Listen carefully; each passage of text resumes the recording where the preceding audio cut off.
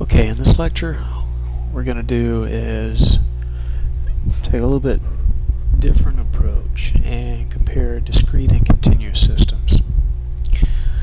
So as an example, what you see below here is an ideal discrete system you're probably very familiar with. So we have an electrical system with discrete resistors, capacitors, resistor in parallel, and inductor. So obviously you have discrete components inside this. A similar system is from undergrad mechanics, where you have a bar of steel on one side, and then this has a certain diameter, a certain length, and then is connected to a bar of aluminum, perhaps with a different length, different diameter. And at the interface there could be an internal force. So we consider both of these discrete.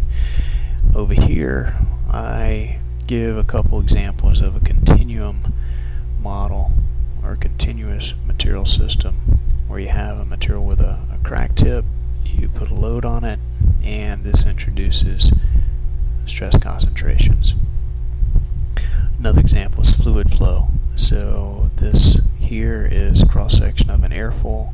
You have external flow, and this generates these flow fields around the aircraft structure. So this concept of finite element analysis can be applied to not only continuum systems but also discrete systems.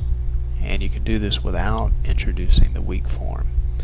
So you know, in the past we start out with a ODE or PDE. Here you don't. We'll go straight from these balance laws to a finite element matrix form.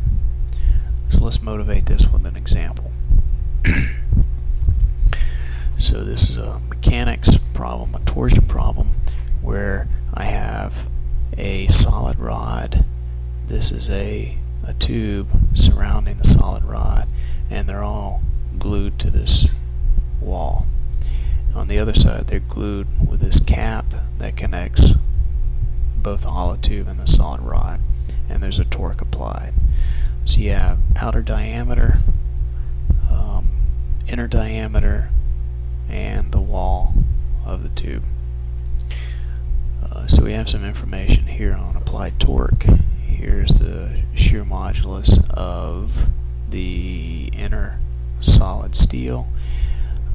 The outer tube is aluminum. It has a shear modulus, and we know the length. So you should recall from mechanics of torsion of bars, we have a constitutive relation that relates torque to an angle of rotation given here, and that's related to the shear modulus, polar moment of inertia, and length of the rod. So you've got angle of twist, shear modulus, length. Here's a polar moment of inertia for a solid rod. Okay.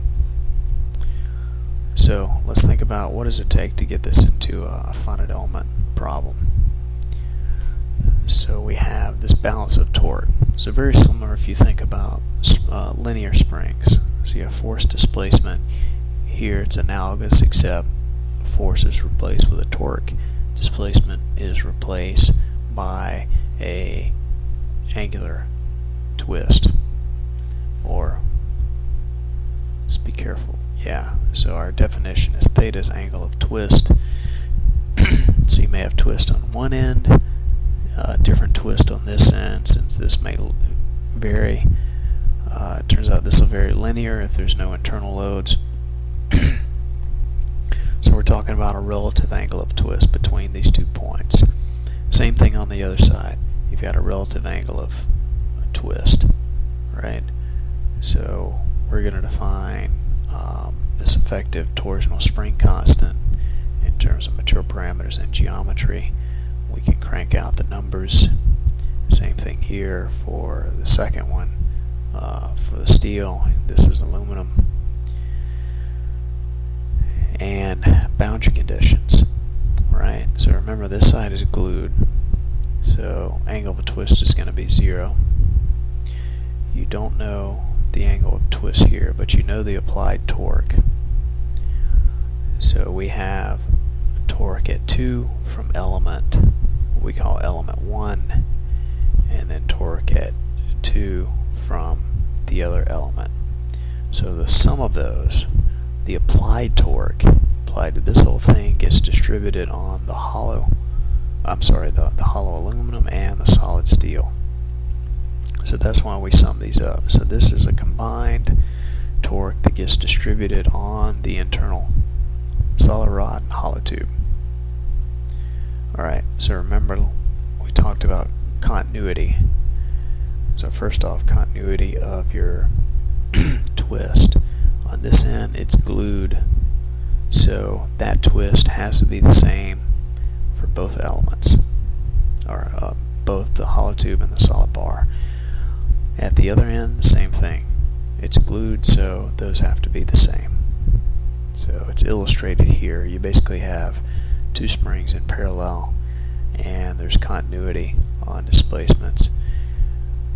A similar issue applies to the torque. So when you apply a torque on one end, it gets applied to both. Right? So you sum these up, and that's the total torque. We're defining this as T1. So the total torque over here is T1. Total torque over here is T2. That'll get distributed on each element. Okay. So our goal is to find out, given these boundary conditions, so you know the torque on this side, you know the angle of twist is 0. What you want to know is the angle of twist here and the torque here. Those are your unknowns. So two unknowns, it turns out we have two equations. So you have torque on the fixed side.